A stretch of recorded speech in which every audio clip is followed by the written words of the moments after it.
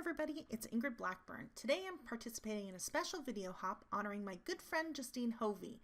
Justine is celebrating 1 million views on her YouTube channel. What an accomplishment. To celebrate, she's going to be posting all month long, giving away lots of prizes, and she has a little bit of a twist here. You got to make sure to watch every single video all the way through in the hop. There is a secret word put somewhere in every single video, so you'll collect those and enter those to win these great prizes. I thought it would be fun today to take some supplies that we probably have sitting around, background stamps and stencils, and combine them to create some amazing texture on a one-layer background. So to get started, I'm scoring a piece of my Catherine Pooler Designs cardstock. I love this. It's great for doing ink blending, and it's nice heavyweight cardstock. So I've masked off a little bit at the bottom here. I've got about a half of an inch and a couple inches up top. I'm using Post-it tape. You want to make sure to cover up the areas that you're not going to be using so that it stays nice and pristine, and that's going to help give it that clean and simple look.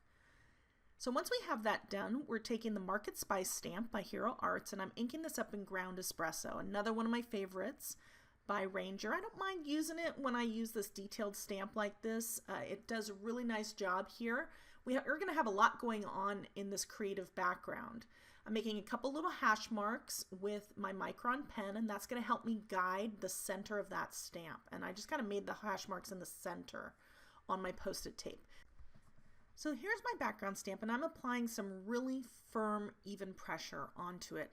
I just have it sitting on the acetate sheet. It isn't on an acrylic block or anything, but I want to make sure, because it's so large and so intricate, you can see I pointed to a spot that I missed there, that I'm really putting pressure to get that, especially where the Post-it tape meets the card. I've got the Pattern of Ring Stencils by Winnie and Walter, and love this stencil. You can get this over at Catherine Pooler Designs. And here we have Twisted Citron, and this is just a really nice bright green. I love this green.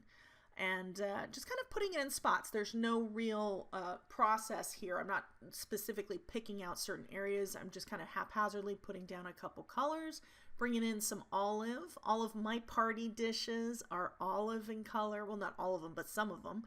And then we're bringing in some mowed lawn. And that's kind of what I was going for, just kind of thinking of, you know, what do I do when I celebrate or I have a party or something? Oh, I get out my really colorful dishes, and that's kind of where the inspiration struck for this card. And I thought, well, let's take some of the things that we have, stencils and background stamps, and let's use them together to create a twist on it and to just something that's special and new. So that's really where my inspiration struck for today's project. So we've done a great job of layering lots of different colors. I always like to come back with my lightest color and kind of blend them all together, and that helps with that effortless ink blending. That's just one of the little tips that I use to get really smooth transitions. So here's the big reveal. I love this part, and look at that. You've got that really cool stencil pattern. You have all those rings as well as that pop of color and that really great background stamp. So we're going to take some Ground Espresso, which is the same color that we inked up our stamp in, and we're going to create a very light frame around the edge. This is one little trick that I do if I ever mess up, you know, when I'm masking or if I'm doing any sort of scenic stamping. I always want to draw the viewer's eye in. So I'm going to concentrate on the corners here, as well as creating a really super thin kind of frame around my project. Don't be afraid to lift it up, turn it sideways, and get the other parts if you're right-handed and you have a difficult time with the left side. Take your time. We have all that great pattern and color. You don't want to overdo the brown frame, but it really does add something to the card. So are you ready? Here's the second reveal.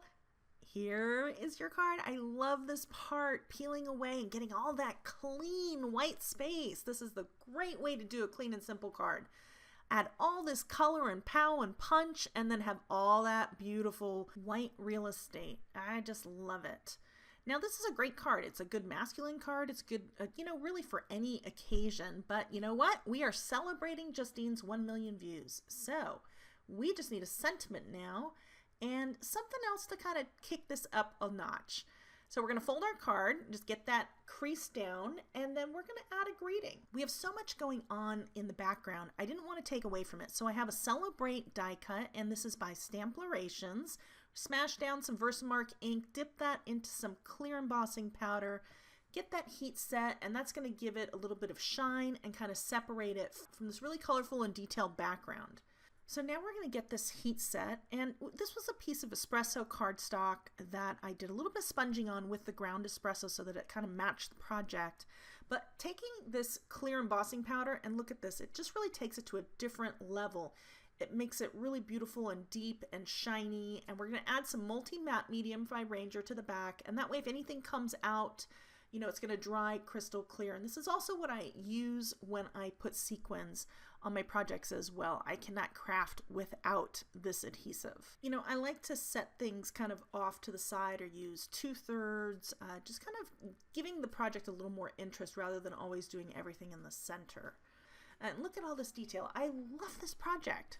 I have some close-ups coming up, as well as a list of the prizes and a link to the very next video on the hop. Justine, congratulations on your 1 million views. I mean, that's really an accomplishment. You've worked really hard at your YouTube channel. I've been a fan for years and have been so honored to work alongside you on several design teams, and even more so to call you a friend. Thank you everybody for joining me today, and I hope you've had fun hopping along. Be sure to subscribe to everybody's channel along the way. Next up, we have Martha Lucia Gomez. So can't wait to see what she creates for us next. Bye-bye.